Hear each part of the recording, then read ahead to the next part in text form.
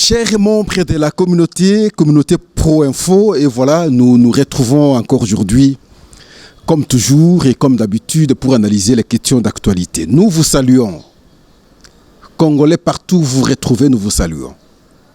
Nous vous engageons à la détermination et à l'engagement. Vous allez nous excuser cette tautologie.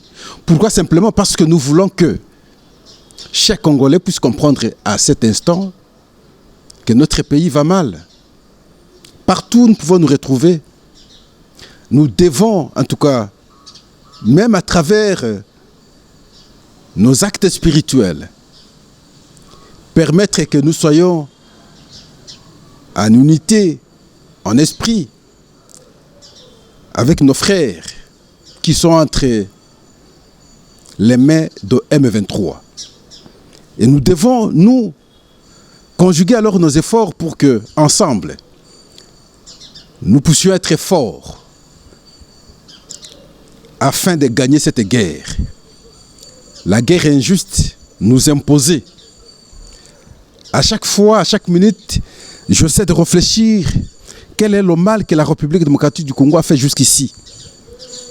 Et quel est le bien que le Rwanda a fait jusqu'ici pour qu'il soit appuyé. Tout se passe sur la terre congolaise. Les tueries, les morts, les massacres, c'est ici et non au Rwanda. Mais à quel moment le Rwanda peut avoir raison et la République démocratique du Congo tort? Je n'ai pas encore compris une quelconque incursion des militaires congolais sur le sol rwandais. Et voilà, nous faisons face à cette réalité. C'est pour cela que nous demandons les uns et les autres. À partir du moment où nous sommes Congolais, tous nous sommes appelés à défendre la patrie. En tout cas, merci. Nous nous retrouvons pour aborder quelques questions aujourd'hui. Il est difficile de parler d'autres questions que de parler la question de la guerre. Quelque part, je le dis ces derniers temps, que servirait à un Congolais de gagner ce qu'il pense gagner et perdre son pays? Voilà pourquoi la priorité des priorités à ces temps, c'est nous mobiliser pour gagner la guerre. Et voilà pourquoi nous allons plus parler de la guerre. La première question, un exemple à suivre d'ailleurs. Le ministre provincial de l'Intérieur pour la province du Sud Kivu, Albert Kaasha, vient de démissionner de ses fonctions momentanément. Il prend les armes pour défendre le pays aux côtés de FARDC. C'est extraordinaire. Il a été élu comme député provincial, finalement nommé comme ministre de l'Intérieur. Il a une expérience de la guerre parce que toutes les attaques que la province a connues, il a été parmi les défenseurs. Et voilà, à ce jour, il a décidé de démissionner momentanément comme ministre provincial de l'Intérieur. Il accepte de prendre les armes, aller combattre. Ça, c'est extraordinaire. C'est un élu de Walungu, Albert Kaasha. En tout cas, félicitations. Je ne pense pas qu'on aura 2 ou 3 qui poseraient cet acte. Et je pense que le pays entier devrait connaître le visage. Prochainement, je vais amener les images de... Même si aujourd'hui, si on aura ça, je crois. En tout cas, il faudrait que le monde entier comprenne comment le monsieur est exceptionnel. Et si on peut emboîter les pas, ce serait alors une très bonne chose. En tout cas, félicitations. C'est de cette façon que nous devons défendre notre pays. Albert Kaasha, élu de Walungu, ministre provincial de l'Intérieur, démissionne pour aller combattre et soutenir son pays. En tout cas, merci. Le vice-premier ministre et ministre de la Défense s'est adressé devant la presse. Ah mon Dieu. Vous allez vous en souvenir, chers membres de la communauté, pourquoi je dis souvent qu'il ne mérite pas être là où il est. Il peut servir le pays ailleurs. Mais comme ministre de l'Intérieur, enfin ministre de la Défense, à ce moment où le pays est occupé, je pense, de mon point de vue, même à travers, vous-même, vous allez voir, à travers son point de vue, quand il parle devant la presse, ministre de la Défense, à cet instant des temps, je ne crois pas que ça peut convaincre 2-3 personnes. Bon, vous les suivez d'abord et puis nous allons revenir dans les analyses. Je veux le dire ici, c'est faire la guerre par mer, par terre et par air, de toutes nos forces et avec toute la force que Dieu peut nous donner, de faire la guerre contre la tyrannie monstrueuse, jamais surpassée dans les sombres et lamentables catalogues du crime. Là, vous avez suivi qu'il y répond aux questions des journalistes. Mais comment lire? Comment faire la lecture à cet instant? Il faut parler, démontrer la politique de la défense du pays. Vous ne pouvez plus lire, comme si les idées ne sont pas les vôtres. Vous devez décliner vos propres idées, donner les orientations, expliquer à la presse ce que vous pensez et réellement et correctement de cette question de la défense de la nation. Mais là, une lecture. Non seulement qu'on fait une lecture, mais on ne peut pas dire il faut brûler tous les textes. Non. Toujours bon d'atténuer les propos. Et en même temps, il ignore qu'il y a des discussions qui sont engagées dans le cadre de la SADC. Même si c'est interrompu, c'était avec le Rwanda. Et le chef de l'État, dans son propos, a dit que toutes les voies diplomatiques restent ouvertes. Les discussions, les portes ne sont pas fermées. Ça, c'est le président Félix Antoine Tshisekedi. Mais quand vous suivez le ministre de la Défense, mon Dieu, le choix des acteurs, le choix des animateurs, c'est ce qui est à la base de ce que nous connaissons aujourd'hui. Le manque de décisions à temps, le manque de décisions fermes. La dose de la morale en politique, c'est ce qui est à la base. Ne cherchez pas à être aimé, cherchez à être craint. Machiavel. Soyez cynique lorsqu'il faut prendre certaines décisions. Ne cherchez pas à être aimé. On va vous aimer à travers les actes, mais pas à travers vos initiatives personnelles. Cherchez à être aimé. Non, travaillez pour la nation et les gens vont vous aimer. C'est tout. Le choix des acteurs, le choix des animateurs, à la base de plusieurs dysfonctionnements, à la base de plusieurs maux qui rongent aujourd'hui notre pays. Le choix. Qui doit occuper telle fonction ou telle autre? Qui? Est-ce qu'on l'a jaugé? Il a des compétences, il a des prérequis. Malheureusement, parfois, nous nous retrouvons partout, même lorsqu'on n'a pas de connaissances, même lorsqu'on n'a pas de connaissances élémentaires sur la question, sinon sur le secteur. C'est ce qui est à la base de plusieurs mots que nous connaissons. Vous-même, vous avez apprécié un ministre de la Défense d'un pays attaqué, agressé à ce jour. Est-ce que c'est de cette façon qu'on peut s'adresser? C'est un point de vue, mais je crois qu'il y a un point de vue qui peut être partagé positivement avec beaucoup de gens.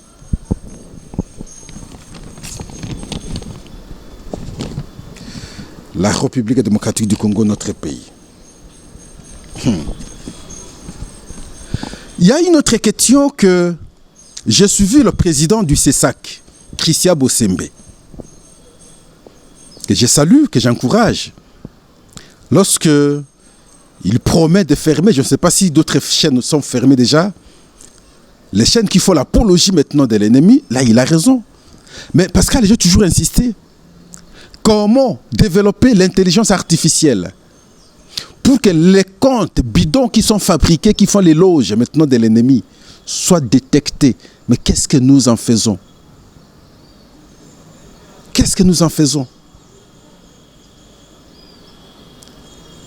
Pendant ces moments, est-ce qu'on ne peut pas fermer, par exemple, le TikTok? Ça fait quoi? On peut envisager d'autres actions pour le compte du pays. Mais il parle de Christian Lusakweno. Il les condamne. Oui, je les condamne en même temps, parce que ce n'est pas à lui de donner des informations qui ont le caractère sécuritaire totalement. Et pourtant, les services habilités existent. Là, vous avez raison. On a eu l'impression comme si, même pour la guerre, nous allons informer comme si la guerre, je ne sais pas, était conventionnellement acceptée. Et puis bon, il s'agit de l'agression, nous ne pouvons pas communiquer de cette façon. Mais il n'a pas eu tort de mon point de vue sur deux aspects. Quand Christian Lusakweno informe le monde entier qu'il y a plus de 10 000 hommes militaires rwandais qui sont entrés à Goma, je crois que cela crédibilise la thèse de l'agression. De ce point de vue, nous devons savoir l'encourager. Et là, il a mis à nu ce qui allait être un secret pour le Rwanda, et le monde entier a compris que le Rwanda a envoyé sur le sol congolais au moins 10 000 hommes dans la circonstance de la prise de Goma, additionné avec les autres hommes qui étaient avant, donc ils étaient très nombreux. Même lorsqu'il parle du carnage voudrait dire des morts en désordre, du massacre en d'autres termes. Mais je pense qu'il faut que on vulgarise cette thèse. Pourquoi?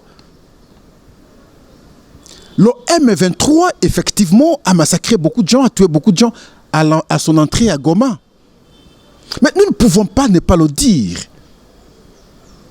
J'ai suivi, ou sinon j'ai lu, le commentaire d'un Congolais qui a fait son témoignage. Il dit ce qui s'est passé à Goma, à l'entrée de M23. Les tueries qu'il y a eu à travers la cité, par-ci par-là, les corps étaient exposés et c'était ignoble à pouvoir regarder, à pouvoir voir. Il a continué, il a dit, ce n'est pas connu parce qu'on avait en tout cas fermé les réseaux sociaux, les WhatsApp, l'électricité n'existait pas. Et voilà, c'était difficile d'avoir les images. Une fois que tout cela est rétabli, vous verrez les images et c'est insupportable à pouvoir voir. Mais c'est très bien à pouvoir alors informer à l'opinion ce que fait le M23. Mais c'est une occasion de constituer également que cela soit des infractions, des crimes de guerre, des crimes contre l'humanité. Nous ne savons pas souvent constituer les faits. Même lorsqu'on parle du génocide des Congolais, nous-mêmes, nous avons du mal à constituer véritablement les faits. Et pourtant, des massacres, nous avions connus depuis l'entrée de l'AFDEL jusqu'à aujourd'hui. Mais on ne sait pas tout retracer pour bien exposer et bien déposer des plaintes contre le Rwanda. Et lorsqu'il y a un tel cas, ma foi, je pense que nous devons plutôt chercher à voir ces images et constituer maintenant de preuves contre le Rwanda. Mais nous ne pouvons pas directement condamner Christian Lusakweno, même si il aurait dû porter des gants, c'est vrai, mais dans ses propos, il y a eu beaucoup de choses intéressantes que nous pouvons également capitaliser, à prendre en compte.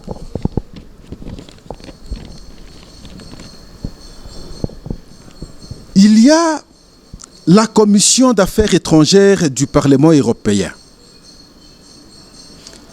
qui est parvenue à inclure la demande de suspension du protocole d'accord sur les matières premières et des coopérations militaires avec le Rwanda dans son rapport PRC annuel. Très bien. Mais avec les Européens, on n'est jamais sûr. Et ça peut prendre beaucoup de temps. Nous poussons sur ce point pour qu'ils reconsidèrent leur engagement qu'ils ont avec le Rwanda. C'est une très bonne chose. Mais ce qui est très important pour les Congolais à ce jour, c'est la guerre. La diplomatie doit continuer également à faire son travail. Ils ont rendu Paul Kagame trop têtu. Les Européens. La preuve, regardez même sa réaction à l'égard même de l'Afrique du Sud. J'ouvre une parenthèse là-dedans, chers membres de la communauté. J'ai aimé la réaction des politiques opposants du régime du président Cyril Ramaphosa en Afrique du Sud. Tous derrière leur président, ils disent ceci. Quel que soit le problème, bien que nous ne partageons pas à tout prix la vision du président quant à la gestion du pays, mais nous ne pouvons en aucun cas cautionner qu'un autre citoyen, qu'un autre président d'un autre pays crache sur le président de notre pays, ça veut dire Cyril Ramaphosa. Là, c'est les opposants en Afrique du Sud. Et ils sont tous aujourd'hui derrière leur président, quelles que soient les conditions. Surtout pas en face d'un étranger, d'un autre pays, entre autres ici le Rwanda, où Paul Kagame nous avons suivi, a tenu des propos indécents, irrespectueux, défiant l'Afrique du Sud. Si au moins, ne fût-ce que cela se faisait aussi en République démocratique du Congo, ça servirait beaucoup de choses. Ma parenthèse va continuer. Je continue à dire. Réfléchissons ensemble avec vous, chers membres de la communauté. Prenons le cas de Martin Fayulu. Qu'est-ce que Martin Fayulu gagnerait si le M23 entre en République démocratique du Congo et qu'il prend le pouvoir? Il gagnerait quoi? La présidence? Non. Être nommé ministre? Si c'est ça alors le combat de Martin Fayulu, je suis désolé. Parce qu'il serait le premier à s'opposer du fait qu'ils sont en train de prendre finalement son leadership, ils vont s'imposer sur lui. Qu'est-ce qu'il va gagner? Lui ne peut pas, quelles que soient les conditions. Même si Félix Tshisekedi lui a mal fait, il est obligé à ce stade d'être aux côtés de Félix Tshisekedi. Demain, je ferai une émission pour vous démontrer l'erreur de la stratégie de l'ancienne opposition aujourd'hui au pouvoir. Depuis tout ce temps, ils auraient dû s'organiser autrement, penser autrement et comment gérer le pouvoir aussi autrement. Demain, vous aurez une émission du genre. Je ferme finalement ma parenthèse sur cette problématique de la lecture des opposants en Afrique du Sud qui devait constituer un exemple pour les opposants congolais afin de soutenir leur pays face aux pays ennemis, entre autres ici, le Rwanda. Et donc, je disais, ne faisons pas foi totalement à l'initiative des Européens dans leur Parlement. Ce sont eux qui nous ont rendu ce mauvais service, qui nous ont mis dans cet état, qui ont rendu Kagame têtu et qui ont créé, en fait, compte à la suite, beaucoup de massacres sur le sol congolais. Et le sang des Congolais a beaucoup coulé à cause de cette initiative non réfléchie au départ et qui a poussé Paul Kagame de venir de temps en temps marcher sur le sol congolais. Il faut dire ici, parce que nous avons parlé un peu de la diplomatie, le président de la République, Félix Antoine Tshisekedi, a échangé à la Cité de l'Union africaine, dans ses bureaux d'ailleurs, avec le ministre des Affaires étrangères française, venu en RDC, et après, je crois, il s'est rendu à Kigali.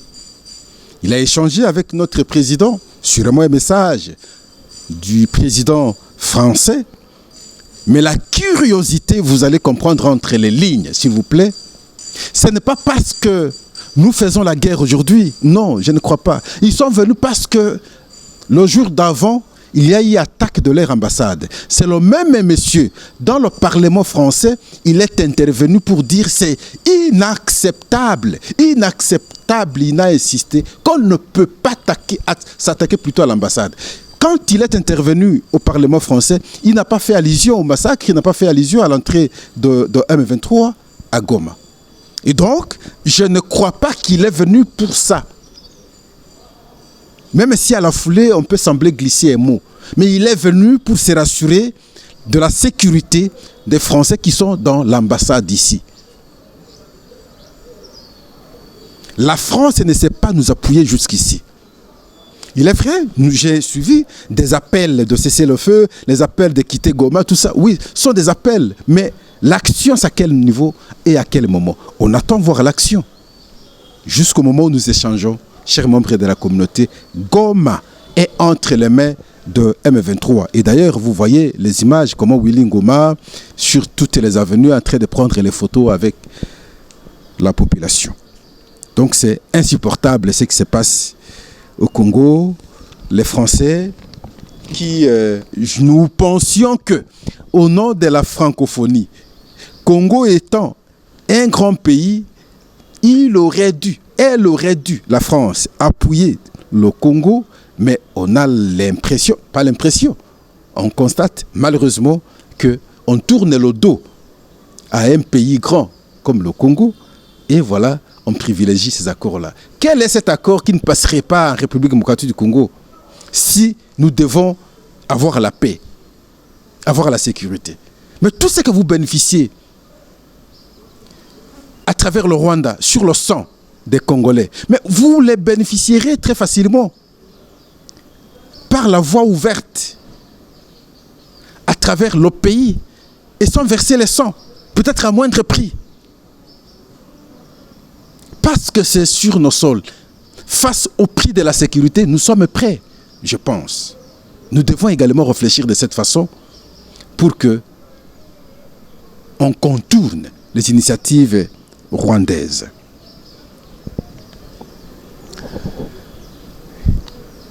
Et le président de la République, par la suite, a échangé avec le caucus des députés du Grand Kivu, députés et sénateurs, sinon parlementaires alors. Ils ont échangé sur cette question de l'insécurité, de l'agression, de la prise des Goma et des combats. À ce jour, au moment où nous parlons, les combats sont sur le sol du Sud Kivu. Et ils ont échangé, ils ont réfléchi. Bon, ça n'a pas été, en tout cas, rendu public normalement. Ce sont des questions de stratégie à l'interne. Nous ne pouvons que constater. Mais espérons qu'ils auront des initiatives qui permettront qu'une solution soit trouvée aussi. En termes d'information, nous vous disons ici que les biens de Corneille Nangaa qui ont été proposés à la vente aux enchères par le ministre d'État à la Justice, aujourd'hui, tous ces biens sont désormais des propriétés de l'État congolais et affectés dans les services du ministère de la Justice.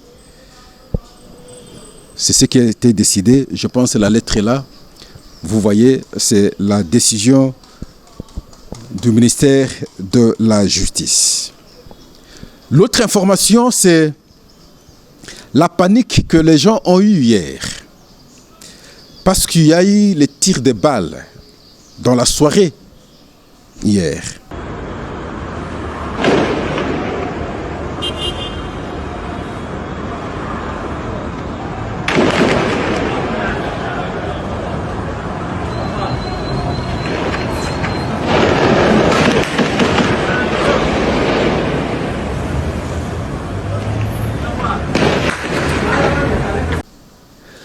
Et les gens crient comme si, c'est quoi? Encore que bien avant, les gens alertaient qu'il faut ouvrir l'œil et les bons vers le fleuve du côté Congo-Brazzaville, parce qu'on disait, bon voilà, les Rwandais, voilà ceci. Et ça aussi, nous insistons, il faut être prudent parce que nous pensons que ça peut aussi constituer une raison stratégique du Rwanda.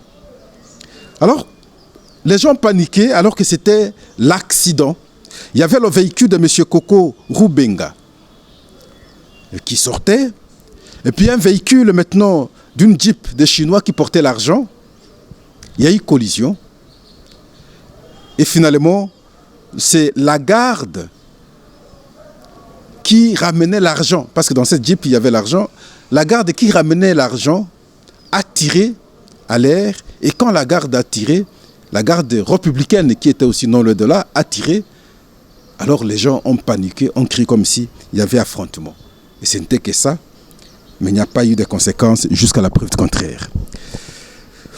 En tout cas, merci, chers membres de la communauté. Merci, partageons le lien, soyez encore très nombreux. C'est ici que nous devons parler nation. Et voilà, en fin de compte, nous vous disons merci, nous vous remercions, nous vous prions, comme toujours, de partager l'émission, que nous soyons encore très nombreux, parce que nous devons parler pays. C'est ici et non ailleurs. Merci, au revoir.